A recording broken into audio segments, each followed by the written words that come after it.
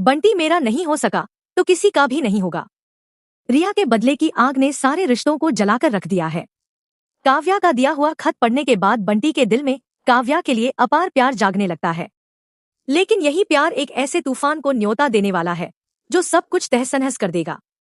जब बंटी काव्या के दिए हुए खत की वजह से रिया के घर छोड़ने के फैसले को ठुकरा देता है, तभी से इस तूफान की शुरुआत हो जाती है।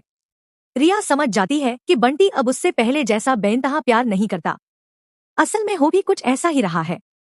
बंटी को काव्या का दुख और उसका अकेलापन तो दिखाई दे रहा है, लेकिन रिया की आने वाली जिंदगी जो पूरी तरह बर्बाद होने वाली है, उस पर बंटी का बिल्कुल भी ध्यान नहीं जा रहा।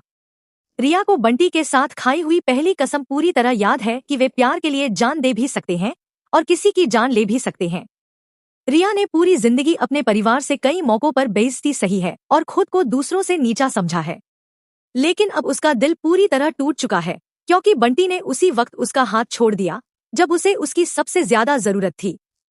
रिया बंटी की तस्वीर को चूमती है, उसी से अपने आंसू पोंछती है और अग्नि के सामने शपथ लेती है कि वह बंटी को किसी और का नहीं होने देगी, चाहे इसके लिए उसे इस अधूरी प्रेम कहानी की विलेन ही क्यों न बनना पड़े। इसके बाद रिया बंटी की जली हुई तस्वीर की राख से अपना तिलक करती है और बदला लेने के लिए पूरी तरह तैयार हो जाती है। उधर बंटी की बारात घर की चौखट पर पहुंचती है। सूरज, ईशा और परिवार के सभी लोग बंटी और उसके परिवार के स्वागत में व्यस्त हो जाते हैं। वहीं दूसरी तरफ रिया काव्या के कमरे में पहुंचती है।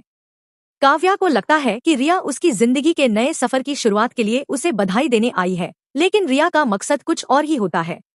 रिया गुस्से में काव्या से पूछती है कि उसे मेरे बंटी से ही प्यार क्यों हुआ, लेकिन काव्या ने सच्चा प्यार सिर्फ और सिर्फ आरव से किया था। इसलिए वह रिया को शांत करते हुए कहती है कि उसने बंटी को कभी उस नजर से नहीं देखा था। बंटी खुद उससे प्यार करने लगा था। चौंकाने वाला राज तब सामने आता है जब रिया उस खत के बारे में पूछती है जो काव्या ने बंटी को दिया था। रिया के सवाल पर काव्या साफ साफ कह देती है कि जिस खत की तुम बात कर रही हो वह मैंने नहीं लिखा था, बल्कि मैंने आज तक इस मामले में बंटी से बात तक नहीं की। फिर मैं लव लेटर कैसे लिख सकती हूँ? यह सुनकर रिया को पूरा माजरा समझ आ जाता है। उसे लगता है कि यह सारा खेल सूरज भैया और ईशा का रचा हुआ है। दोनों जानबूझकर काव्या और बंटी के बीच प्यार बढ़ा रहे हैं। रिया गुस्से से लाल हो जाती है और तुरंत मंडप की तरफ दौड़ती है।